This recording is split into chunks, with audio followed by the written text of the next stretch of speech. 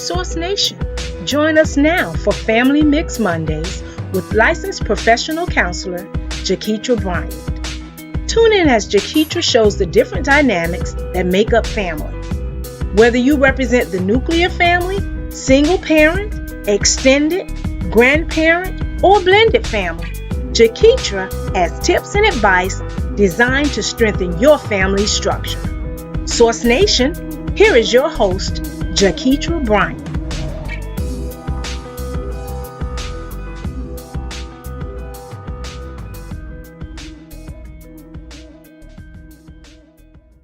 Good evening, Source Nation. Welcome to Family Mix Mondays. I'm your host, Jaketra Bryant, and today we are starting our new series entitled Bullying and Parental Involvement. This is a very sensitive subject. It happens every day, unfortunately, and this can be bullying done by other peers, bullying done by our teachers, our administration. Sky's the limit when it comes to this topic, and so as I start this new series, I just want you to keep an open mind, and what we're going to be discussing is how to actually have these sensitive conversations with our youth, our children, our young adults, our high schoolers, our teenagers, our pre-adults, our college students, just across the board, because no one is exempt from bullying. Just because you're 5 or just because you're 15 or 25 does not mean that it can't happen. And so what we need to talk about is how to actually have these conversations with administration if it is occurring, how to have it with our child so that they can actually feel comfortable and safe and open up and talk about this subject so we can actually, as parents, do something about it. And as I really start these new series, I'm really going to be jumping into starting a how-to guide where I educate more parents on how to have these conversations about what's really happening in today. And so I really invite people to tune in. I invite you to be intentional with your parenting, invite you to be intentional with your conversations so that we can really bring forth some change that's happening across that we need to do to break the cycles. You know, I'm really big on my whole purpose for breaking cycles, rebuilding up relationships, restoring and redefining the relationships that we have within our parents, within our children, within our youth, and within ourselves, and in our partnerships, whether that's someone you're dating or married, just really restoring these relationships that are happening.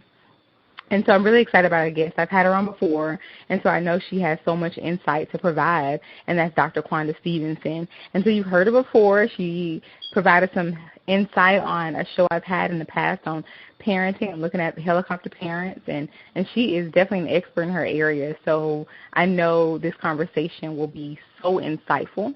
And so I definitely encourage you to tune in. I encourage you to invite others as we start our new series of bullying and parental involvement. And so before we get into the conversation between Dr. Quanda Stevenson and I want to stop and thank our sponsors, Zulina Health, Wellness, and Fitness, Paper to Films Productions, Revolution Meals, and Renovations. And so after the break, we'll have Dr. Quanda Stevenson, and she'll be joining us.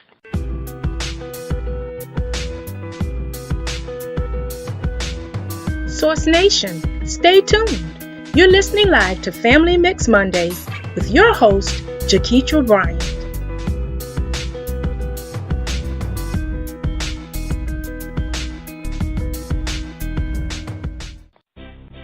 Source Radio Network is just one of the many platforms that is used to fulfill dreams of our listeners and create a purpose that will impact the lives of our communities, cities, and the world.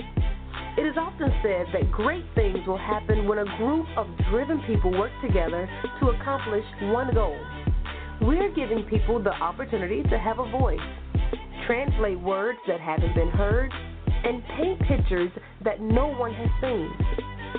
Source Radio Network is fueling your life's purpose. How can you listen? www.blogtalkradio.com/Source Radio.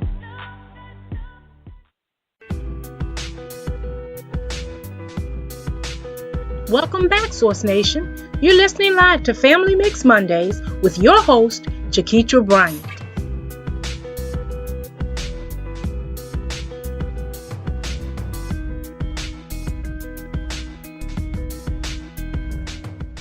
Welcome back, Source Nation, again. You're listening live to Family Mix Mondays, and I'm your host, Jaketra Bryant. And as stated earlier, I said we are starting our new series of bullying and parental involvement. So this is going to be a really insightful conversation. So keep an open mind, keep a humble heart, and really see if you can actually see your place in it. If not, I want to invite you to help another parent, help another student, because, yes, it is your responsibility. And so before we bring our guest on, let me stop and tell you a little bit about her. And as stated before, we have Dr. Quanda Stevenson.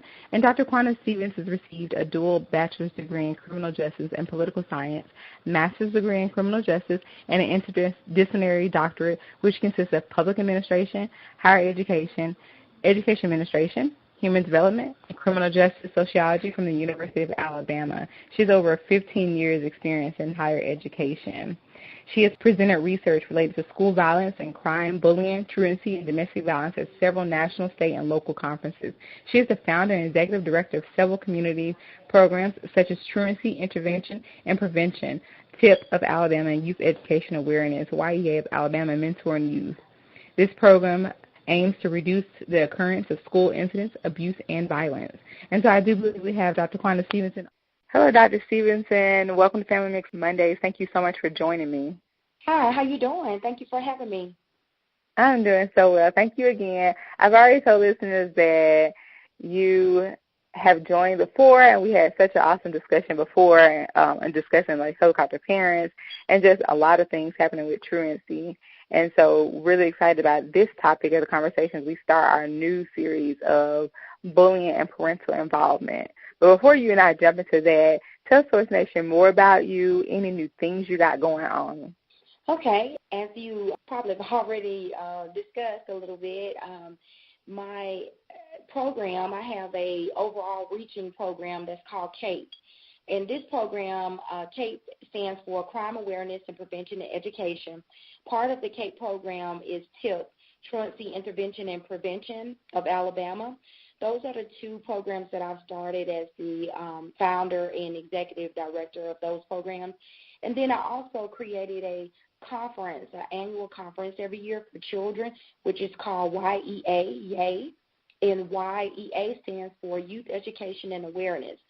And this program incorporates STEM activities and interactive activities for kids, as well as awareness topics and subjects that we offer resources for children.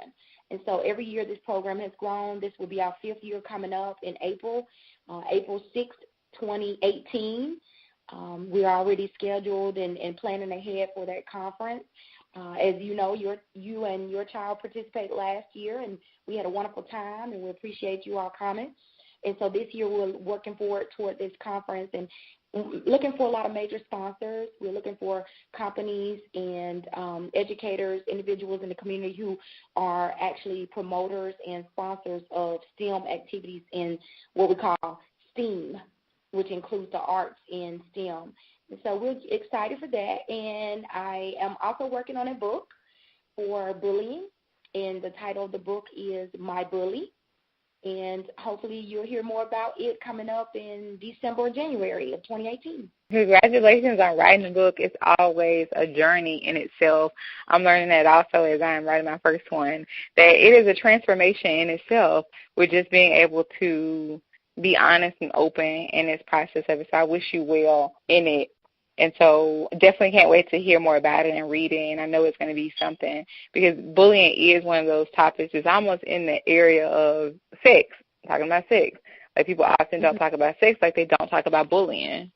And so it's very necessary. And so glad that we are, at least today, starting to scratch some of it, to talk about like what bullying is and how can we as parents, how can we as administration, how can we as people who see it or hear it do something about it. So thank you so much for being able to pitch the idea, want to do the idea of it, and just break another cycle.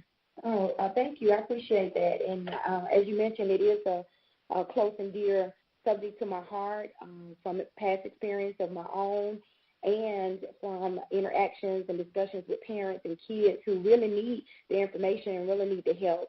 Unfortunately, 2 weeks ago, In North Alabama, we had a child who committed suicide, and it was bullying related, is what has been told to parents for the reason and rationale for why their child took their life. And so it is, like you said, a topic that we need to continue to discuss. It is a revolving issue, and as our society changes, so is bullying and the types of bullying that occur.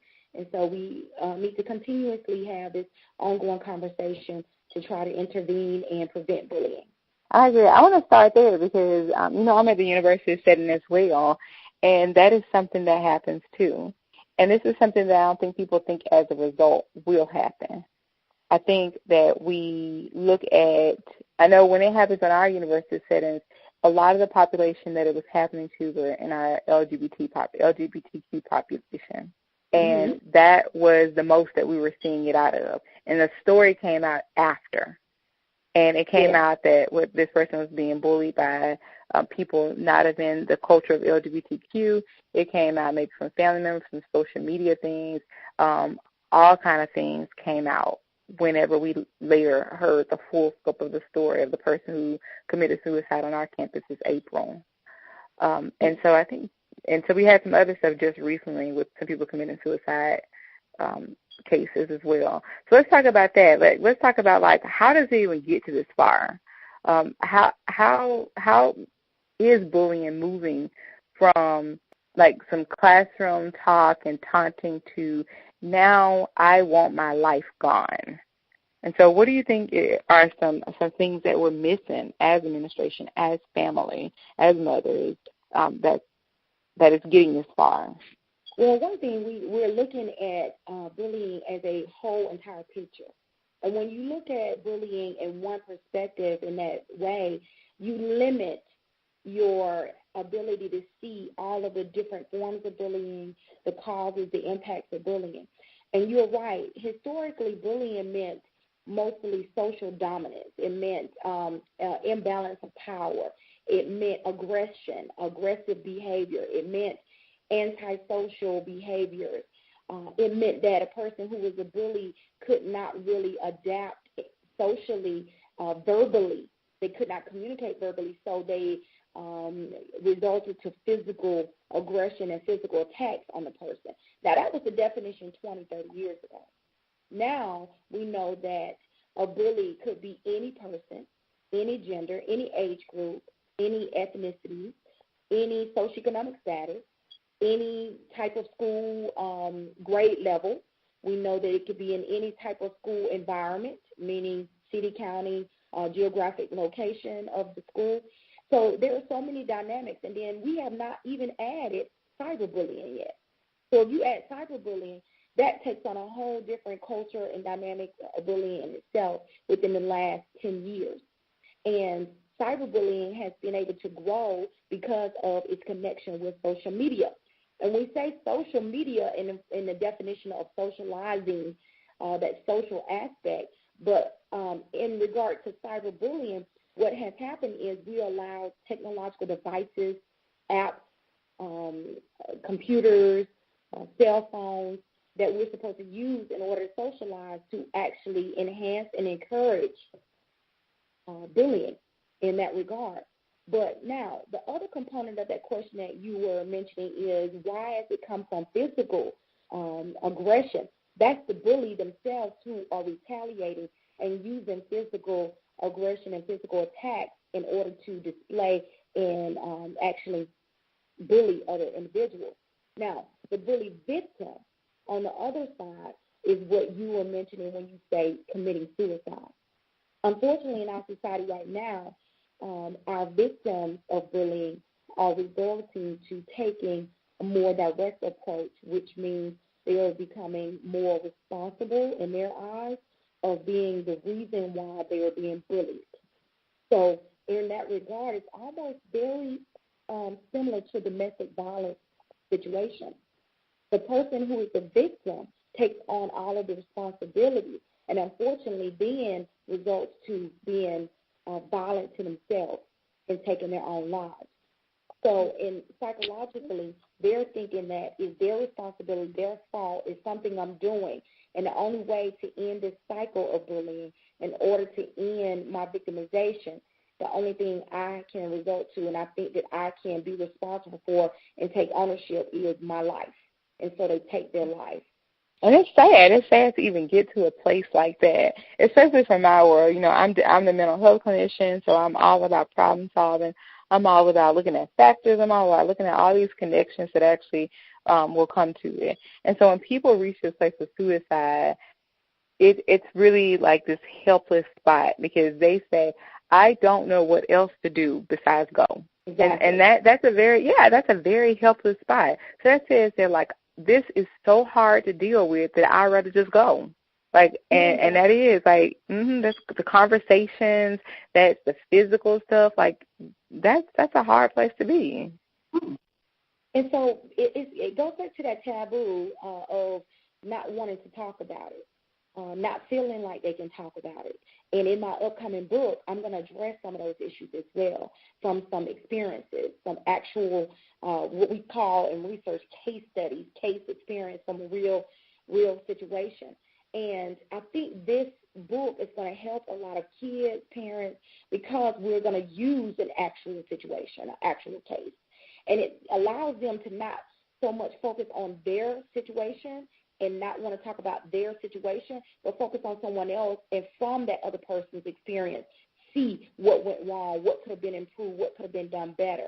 And again, any situation like we are mentioning, comparisons between domestic violence, any situation, or sexual assault or sexual violence, situations like that are a taboo to discuss and talk about, because a lot of times the emotion that is involved, not wanting to identify who the victim is or not wanting to identify who the aggressor is, it's those topics in our society where we feel very uncomfortable having those discussions. And because of that uncomfortableness, we end up allowing the victim to feel like they don't have a voice. We end up allowing the victim to feel like they don't have any other resort or resolution but to harm themselves, unfortunately. And I imagine that's coming from, like you mentioned before, I think we were about to touch on and said something about it, is probably the conversation piece.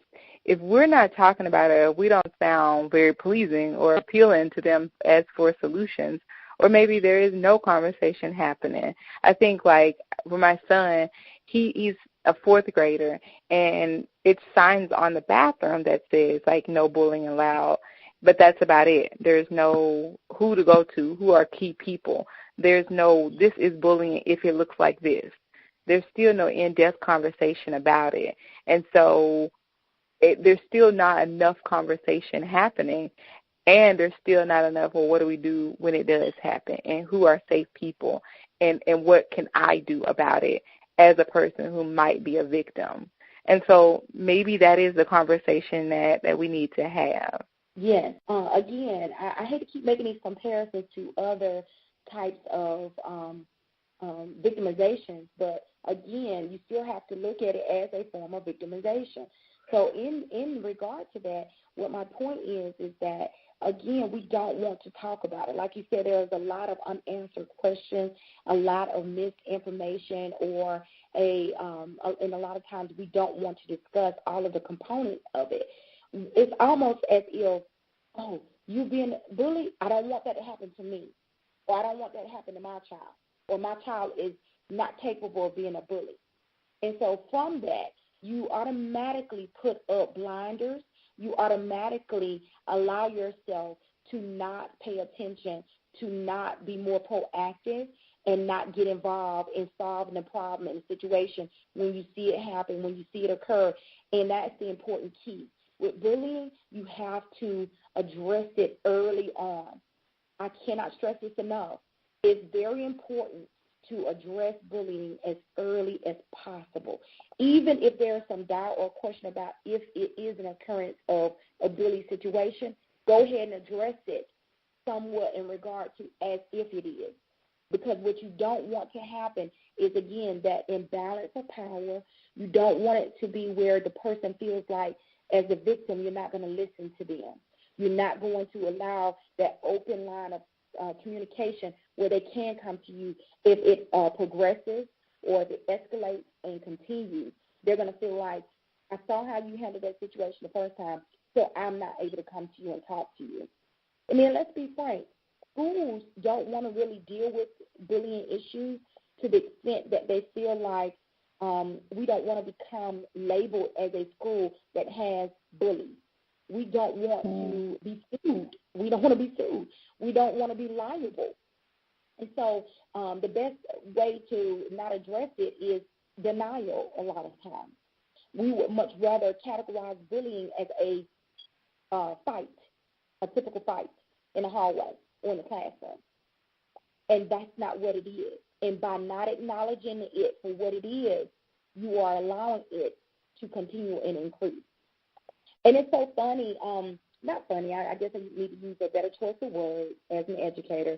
I was watching a clip that a friend posted on social media a couple of weeks ago, and it is this person who goes around and talks about bullying, and I applaud him for doing so in schools, and he's doing kind of like a skit to show kids about bullying. But this parent said, I really need to watch this because my child is being bullied. And then they said, now I know what to do. And when I watched the clip, because I'm always open for more information because I'm an expert, but I don't know everything. And, of course, with bullying, as you said, it continuously changes. And it's unique to a certain situation between the bully and the victim as well. So it's different for every case. So I was watching the clip, and what surprised me was that the person who was there, the speaker, gave a very good skit, but the skit only addressed social issues when it comes to bullying. So what I mean by that is the tactic that he used for resolving the situation was only if it was a verbal, social form of bullying. And so I told this parent, I said, that is a good example of what to do if your child has been picked on or taunted or joked, but not if they have been physically assaulted. So the parent then said, wait a minute, and wanted more information. So I thought this was the end all. When I saw this video in the beginning, I thought this was exactly what was going on, and I thought this would cure the issue and solve the problem. And I said, if it is a physical situation of dominance and aggression, and the bully is actually trying to dominate over your child physically, that situation would not help. And I'm going to give you examples of what the presenter said. The presenter said, if they call you ugly, you say, oh, you're so pretty, you're a beauty queen, or you're handsome.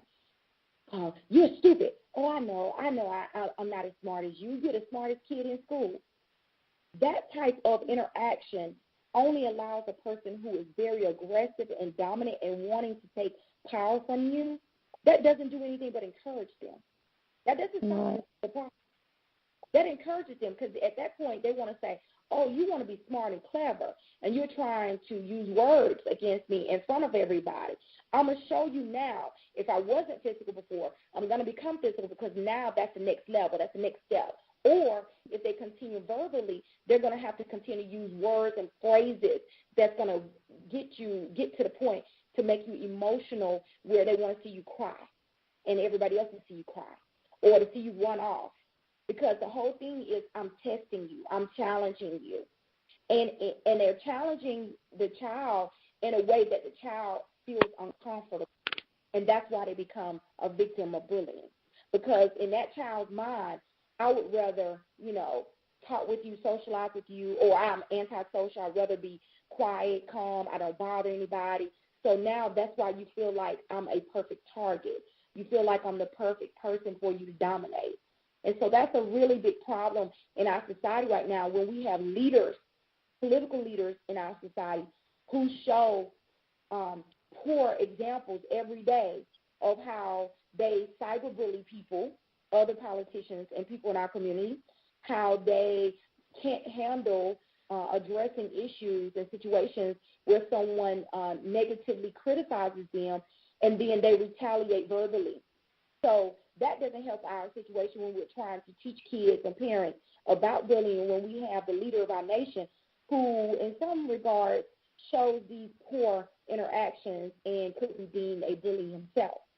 I agree. I think that's something that we often don't talk about. I think everyone sees it, especially when you're talking about a political thing. It's like almost like a permission. So if this person is here and they're supposed to be modeling, I think one thing is that everything is modeled. And I think people have to be mindful of that. And that's what's something I wanted to move forward with my platform with the new year and the rest of this year is paying attention to what we model and knowing that our youth, our young adults, our teens and things like that are modeling it as well. And so when you were talking, I was thinking about like my experiences with my son. And I always talk about that he was being bullied, but don't get me wrong, he'll bully too. And I had to go in and I had to look at the factors that were causing that. And a lot of factors that were causing that with my son is he kept switching schools. I kept switching him schools because maybe some behavioral things or some things with academics or just something wasn't suitable. People were big on labels and not really looking at other factors that were involved. And so I ended up switching him schools a lot. So he struggled actually to adjust in. And so outwardly it looked like, oh, he has behavior issues, he's not focused, all these things. But the bigger picture was he was struggling to adapt in and adjust in. So each time he tried to make friends, people as they got older had already made their friends, had already clicked. So therefore it made him really angry to not feel connected or apart. So he in turn would be both. He would maybe get angry and then bully some of those people, like maybe take a toy or something at that age or elementary school, or because he may have thrown a tantrum and the kids maybe a little older and they're not, then that would cause him to then be bullied. And it just caused us this cycle constantly to go around. So the behavior wasn't even getting any better. And so teachers, again, kept on going toward, oh, we need medication, we need evaluation. And I'm like, no, there's a lot of factors involved here. And I was like, there's bullying happening. He's being bullied. He's bullying. So I was like, we got a whole lot of behavior happening. And I was like, and then we also have adjustment. So it's just so many components to it that people rarely look into. And so kind of when I thought about that, when you were talking about how they focus on this one social piece, but or social media piece, because there are so many components when a person is the target. My son was the target because he was throwing tantrums, because he wanted to make friends that are already clicking up. So he became an easy target because he would immediately get angry, and they saw that as an opportunity to kind of get him going.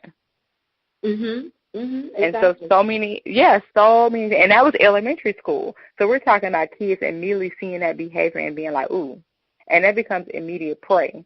And so luckily, me as a clinician, me as a mom, me as an expert for my own son, saw those particular things and immediately was like, hey, Christian, this happens because of this. So we need to work on these things. And so like I in turn tried to really get him to stop both ends because neither was right. But it happens so many times. So you mentioned a lot of what I want to talk about. So one of the subtopics is what parents need to know. So let me just go down a list of a few things that I think parents need to know. They really need to know the definitions and different forms of bullying. It's very important because, as I mentioned a few minutes ago, an example of the presenter going around the school, that only helps with one form of bullying. There are about 6 main forms of bullying. And because of that, if you don't properly identify the form of bullying that is occurring, you will not be able to resolve or prevent or intervene in that form of bullying because you are addressing it in the improper way for another outcome, a different outcome for what's going on. So understanding bullying, and it's not the typical definition that parents went through when they were in school, that's something they need to recognize. That 20, 30 year ago definition of the historical bully being a bigger kid taking lunch money and maybe skipped a grade or behind a grade, I should say, a grade or two, and you can easily identify that kid in the classroom or on the bus and playground. That's not the definition of bullying anymore. And then they also need to identify their child's social skills. And you just mentioned that a few minutes ago. You had to assess your child and identify what level of social skills or what social skills he was displaying. And that's very important. So social cues, facial expressions, responses to questions, responses to just just generic socialization skills of what they learn at home and then what they learn when they first go into a school environment in the community. Understanding your child's emotional needs. That's another big important component that a lot of parents miss. All children are different, and because of that, even if a parent has several children, they should identify that their children are all unique and different in different ways, and they have different levels of social needs and social emotional needs that they have. So what I mean by emotional, what, like you said, what will push them to the next level, what makes them happy, what makes them sad. You need to understand those in order to be able to communicate with them and know how to communicate with them. All of that is important in socializing with them and being able to talk with the school in regard to their behavior or their emotions and how they're socializing. Understanding their social environment. You mentioned that a few minutes ago. You had identified that your child was moving from one school to the next school. If that happens, there are going to be some changes. Also understanding the teacher and child relationship, understanding your child's attachment to that school, to their education, and to other children. As I said before, the typical bullying doesn't exist. Identifying that there are different forms of physical, psychological, with emotional and social, but also cyberbullying. Cyberbullying changes every, I would say, 6 months to a year, because there's always going to be some different new app that's out or social medium that's out or new way of communicating that kids have. A lot of parents aren't hip or always on target with knowing what the new forms, the new symbols, the new styles that they're using in regard to cyberbullying, and they need to learn it and try to communicate with their child. And then understanding that bullying is a continuum, on a continual cycle, as you mentioned a few minutes ago in that example. One of the worst things that a parent can do is say, oh, my child is not a bully, or I don't believe my child did that, or I don't believe my child has been bullied. I don't believe my child is a victim of bullying. You got to be open to hear that information, listen from your child or from the teacher, whoever is reporting that to you. You got to be able to see it, and you got to be able to understand that, okay, just because I identified, I heard them, and I'm now acknowledging that they may be the victim or they may be the bully, I need to now address that and find out more information. Don't be afraid to go to videos, look at video clips, skits, interactions, listen to a show like discussion that we're having on the show now. Go and read books. There's nothing wrong with you finding out more information on what to do and how to address the problem with your child. Also, identifying that bullying happens between different ages. The earlier you identify bullying, the easier it is. But if your child is a preteen to a teen, it's going to be more difficult for you to have those discussions with your child and to come up with resolutions on how to solve the problem for your child. But if they're 3 years old, they are in Head Start, or they're 4 or 5 in pre-K or first grade, it's easier to identify. It's easier for the teacher to let you know what's going on and you come up with a solution or plan.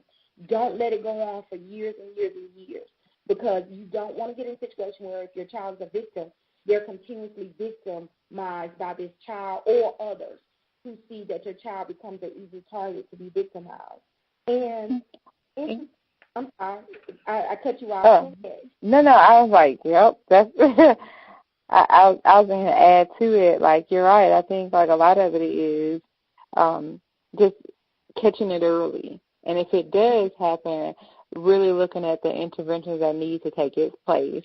And so, like, as you were talking about, like, if it's, like, maybe preteen or something like that, that are those cases that are going to the unfortunate, like the suicide.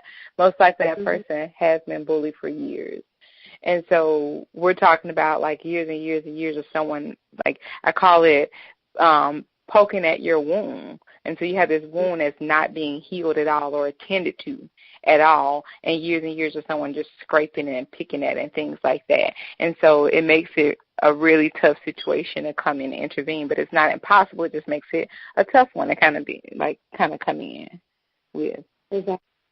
And like you said, it's a continuous cycle. What we're finding with research is that about 30 to 40% of the kids who report that they have been bullied, they also self-report that they have bullied somebody too.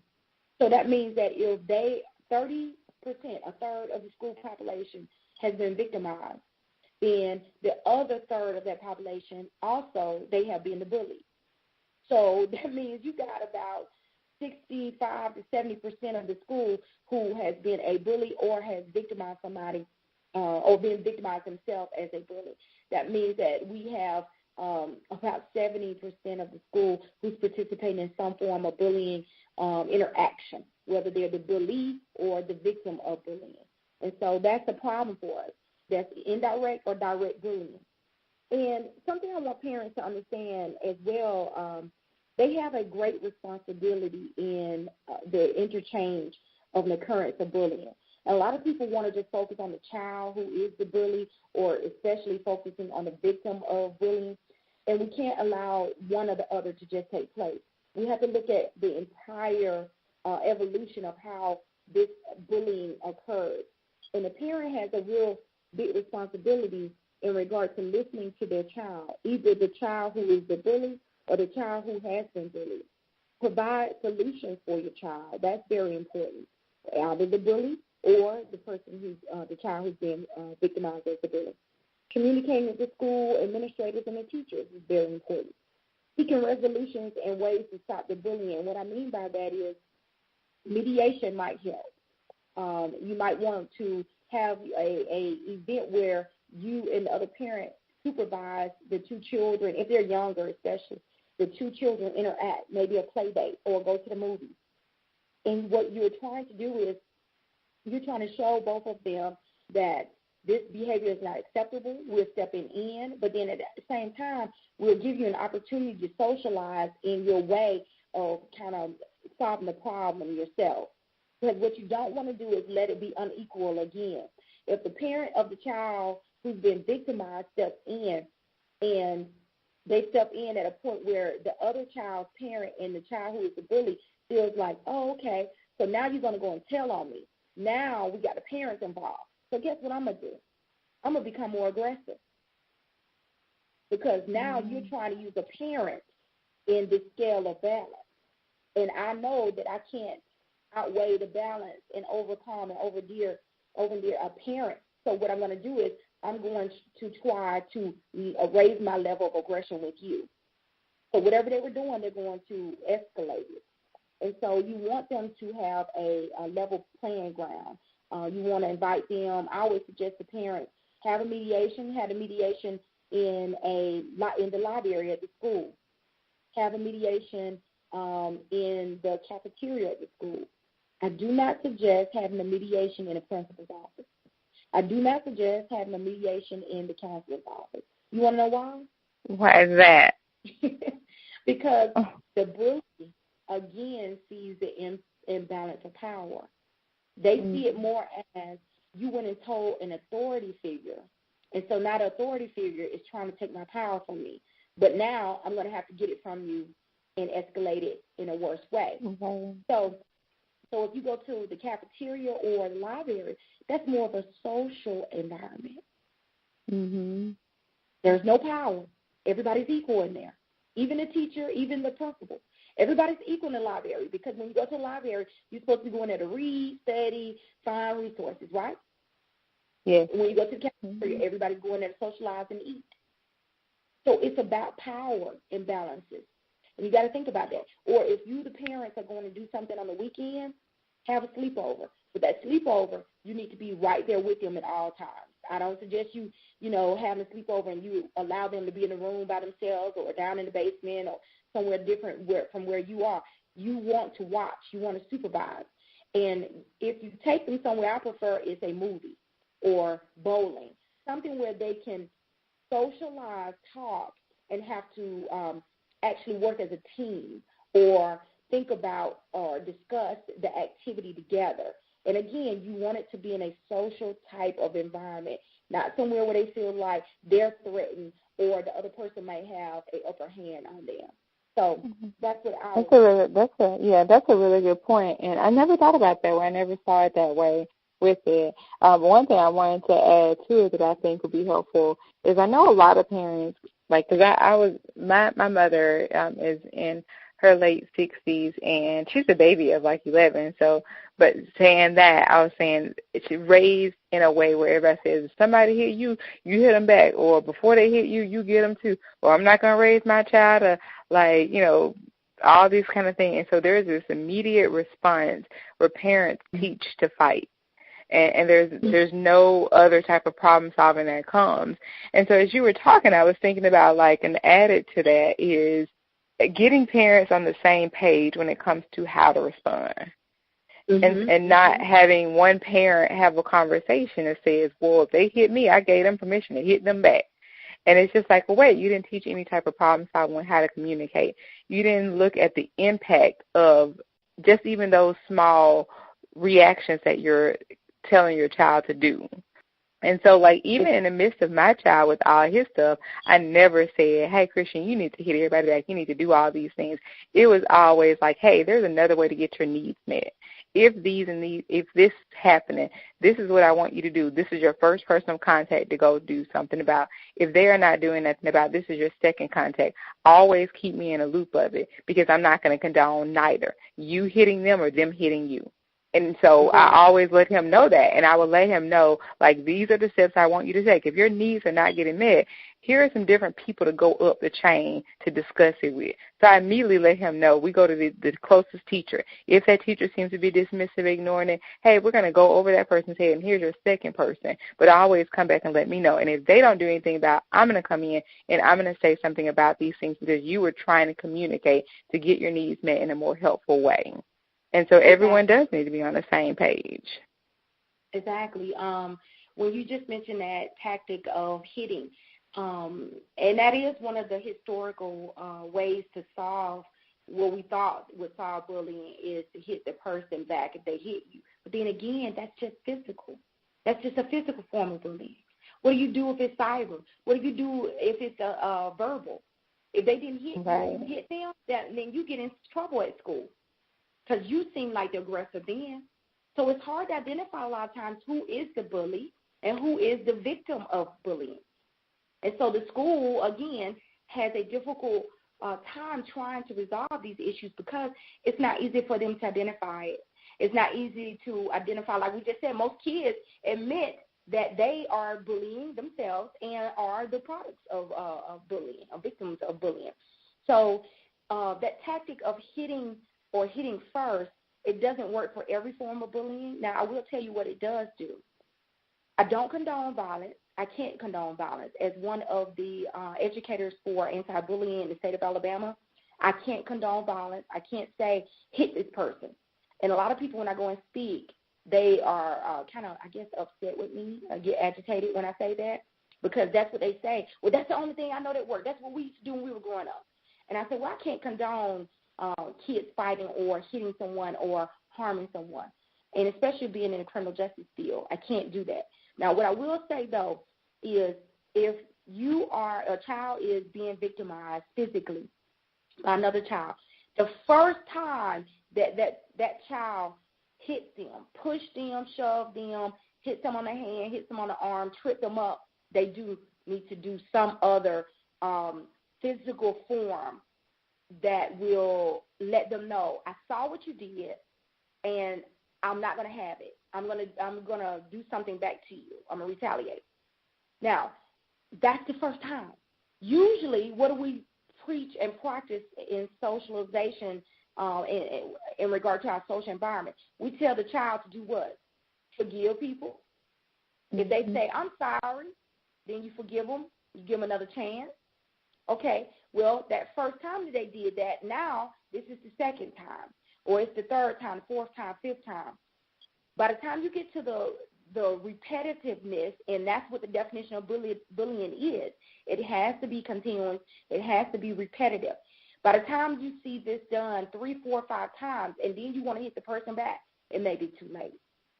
Right. At that point, they already feel like, I'm the aggressor and you are the one that I'm targeting, you're the victim. So your roles are established. So at that point, either two things will happen. Either you hit the bully back, and then the bully is going to escalate in their verbal or physical interactions, or the victim feels like at this point, I've allowed this to happen. What are my resources? What can I do? And unfortunately, we already mentioned, in our society today, they feel like they can't communicate. They feel like they can't tell anyone, or no one is listening to them and helping them, so they resort to taking action and taking their life and committing suicide. Or, like you said, you mention to your child what to do in these scenarios, in these situations. Who do you go and you report to?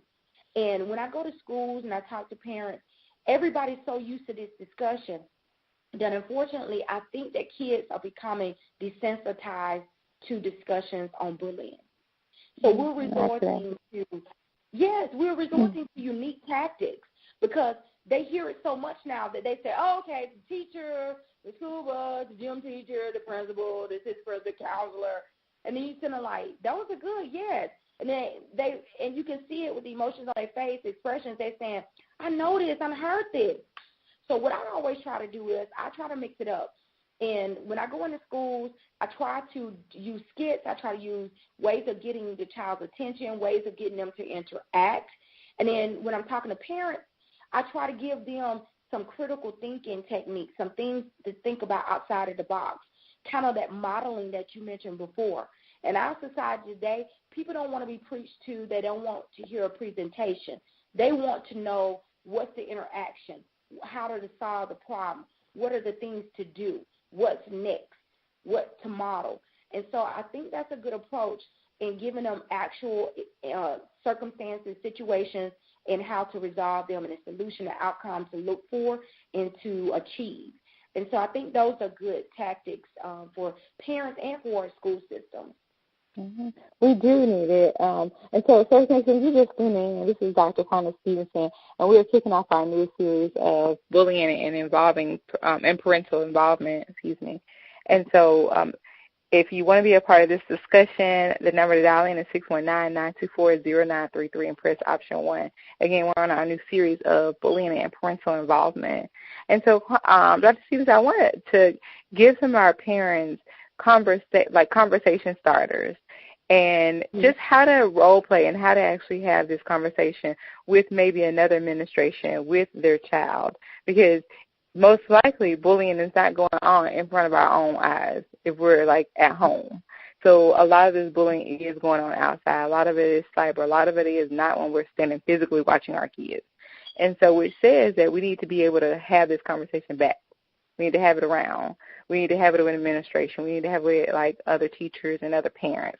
So what are some helpful suggestions you would have as to how to get this conversation started? Well, first, if your child is the bully, if your child is the bully, and I keep going to the twofold approach because it is. One side is the bully, one side is the child who is being bullied. So if your child is the bully, if you, of course, again, like I said before, it's a younger child, it's easier to change the behavior. It may be easier to identify if your child is the bully, if they're younger. And what is very important is for you to find out why they are the bully. Why are they bullying? So in that conversation, that should be one of the first things that you try, or not the first question, of course, because you want to kind of coax into it, but it should be one of the questions that you ask your child. Because if you don't find out why they're bullying and why, what type of bully they are, again, you won't be able to effectively try to resolve the situation and try to come up with a resolution to help them stop being a bully. And you want to find out other details. You want to find out the who, what, when, why, how, where, and why. All those questions I always say ask and find out, because those questions are important as well. They give you more detailed information on perhaps how to resolve the issue. If the bullying occurred in the gym, that's a different scenario than if it occurred in the classroom. If it occurred in the cafeteria, that may be different than if it occurred on the bus. So you need to find out those questions of where it happened, how it happened, who it happened to, and why your child may be the bully or why they may be selecting the person they're bullying. As a parent, you also need to have a question your child and talk to your child about what can they do to help resolve the issue and situation, whether your child is the bully or if your child is being bullied. So often you hear children who have been bullied tell their parent, don't come to the school, don't talk to the teacher, don't come to talk to the kid, and they're saying that because they already see the imbalance of power. They already know what the end result is going to be. They know that it's going to escalate and that child is going to see it as a weakness, and that's going to make that situation worse. So at that point, they're trying to tell you that they already feel this way. Listen to them. So then you need to discuss on what your strategy is going to be. You need to discuss on what your approach is going to be with talking to the teachers and the school administrators on how to resolve that problem. If you're the parent of the bullied child, of the bully, you need to be proactive. You don't need to sit there and say, well, I'm not going to get involved. If you were sitting there hitting another child and you're doing these things to the child, I don't hear nothing, know nothing until somebody says anything to me. That's the wrong approach to take, because obviously something's wrong in regard to where your child socializes and they have an issue that they need to resolve as well. What we're finding in research is that the person who is the bully, they have some social problems, ways of not being able to verbally, psychologically, and socially, and physically in that result, to express themselves and socialize with others. So by you just standing there and sitting there and saying, I'm not going to get involved, you're doing your child a disfavor, as well as the child that they have victimized. I agree, and I think people don't look at that part there. And so as we kind of close, I wanted to add having the conversation at the right time is very good. And so I think a lot of people are busy with this 21st century when it comes to working and having other things that are going on. And the child is busy, and the child may have homework, or the child this and that, or whatever activities they may have going on. And I found that creating a consistent time and day or consistency in your child's life will open up that opportunity to have these conversations, so you can find out if the child has social concerns when it comes to being able to express themselves and they now are the bully, or if your child is being bullied. And so I know for my son and I, a lot of our conversations take place like in 3 different settings 3 times a day. So we have it first thing in the morning when I'm having conversation with him, when he's getting up and I'm uplifting him. There's an opportunity there. We don't miss a meal except when we're at school, of course, sitting down, and that's sitting down without television, without electronics. I'm asking him what's going on in his day. I'm inviting him to have conversation with me, and I'm opening up that opportunity, that conversation piece to take its place. And before bed, winding down, there's another opportunity to have a conversation where I can ask, hey, is there anything you need to tell me about what's going on in your day? Are you satisfied with school? Are you satisfied with your teachers? Is there something concerning you about another student? Is there something you just need to talk about? Do you have questions for mommy? And so now he's elementary age, so our conversations are tailored to that, but I still think you can create that space with your teens, your young adults, your college students, all of it. And you can create this space so that it becomes a part of the day to have them talk about their parts of their day. Exactly. And as a counselor and therapist, you know the importance of social development. So that's part of social development and developing those social cognitive skills for your child. And I applaud you for doing that with your son, because that is very important. And that's what's missing in a lot of homes right now. We talk about this social society that we have. We're actually going in the wrong direction. We're becoming less social. We're not talking. We're not communicating effectively. We're putting more information out there. So maybe we should change it, instead of saying more social society environment, to a more informed or informational. I wouldn't even say informed, because we pick what information we like, and we tend to gather to that information, and that causes us to narrow our information and not open us up to seeing different perspectives. So we're not as social as we once were. And you hit on a few of the key things that I taught specifically in my pamphlets and flyers that I give out when I present. in regard to having those social conversations with your child on a daily basis. If you develop those with them when they're in pre-K, even Head Start, when they're able to actually comprehend, understand, and respond all the way through, it's easier when they become a teen. It's easier when they become a preteen. You can't just start when they get 12 years old having those conversations and expect them to open up all of a sudden and trust you and give you information, especially not when they're going through developmental changes. So the earliest is always the best. Always try to intervene, talk, communicate with your child when they're younger, and you'll find out more information. You'll develop a longer-lasting relationship with your child and open lines of communication with them all the way until they graduate from high school and even when they go to college. A lot of times we talk about, and this would be another show, I'm sure, but a lot of times we talk about kids through school ages, but we forget those same kids grow up and go to college or work with people in the workplace. And so there's such thing as workplace violence, workplace bullying, also the same thing as in regard to college bullying. And so they don't just stop that behavior if it's never resolved. And that's the point. We got to get to the point where we start resolving it and helping them find out why they are the aggressor, find out why they are the bully, and also find out why they are the ones who are the victims. I'm working on some research right now on the relationship between the bully and the victim. Can you think about that? Just imagine that. A lot of my research is not widely accepted initially from a lot of conferences because I'm not in line with the traditional ways of thinking about certain topics. But then after a year or two, they'll reach back out to me and say, you submitted that 2 years ago, 3 years ago. Do you want to come and present? We would love to have you. So that's what I'm looking at right now. There's a relationship. And we need to find out what that connection and that relationship is between the bully and the bullied. Well, this has been a really good conversation. We definitely got to do probably some part two to get more information because you're right. And that's something I was talking before, that my newer platform now going into 2018 was we're going to have these how-to conversations. Like, we got to. There's nothing else to do. We're entering 2018. We need to break a lot of cycles, and we need to be way more proactive and intentional on stuff. And so as we head out, tell Source Nation where can they reach you, and once you do get that book out, how can they actually get in touch with you to support you with it? Okay.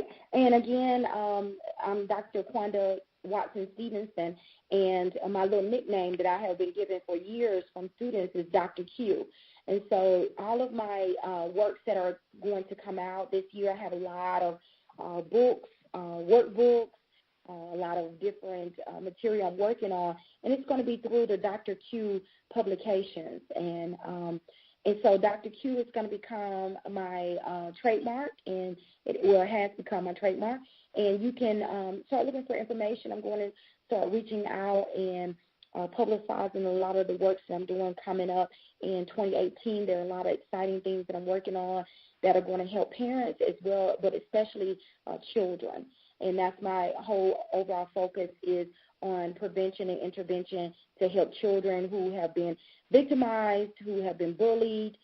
Any form of maltreatment to children and families is what I focus on. I am a professor by trade. I have my PhD in an interdisciplinary study that allows me to look at different approaches from criminal justice, sociology, ed administration, higher ed, human development, public administrative law, and all of those wrapped into one. And it gives me a more diverse approach at looking at how to solve issues with families and children. I am a professor, associate professor at Athens State University in North Alabama, in Athens, Alabama, and I'm also a professor at the University of Alabama, where I instruct students through contract through the College of Lifelong Learning, New College in Life. And so I help students in that regard who are non-traditional students who may come back. They may be former football players, or maybe in the military, and they're not actually on campus in the classroom, but I help instruct and prepare contracts and courses for them so they can complete their degree no matter where they are in the world for the University of Alabama. Again, I'm the founder of CAPE and of TIP of Alabama. You can reach me through Facebook at Tip of Alabama. My email is drqstevenson@gmail, and that's drqstevenson@gmail. Office number is 205-454-0810. And thank you so much for having me on the show. Ms. Bryant, it's always a pleasure to provide information and to act as a presenter on your show. Thank you. Yes, it's been a pleasure, and I thank you so much for joining. So, Source Nation, that was Dr. Quanda Stevenson, and it's been a delight just to kick off the start of bullying and parental involvement. And so tune in next week as we'll continue our series of bullying and parental involvement. We'll be back, Source Radio Network, after this commercial break.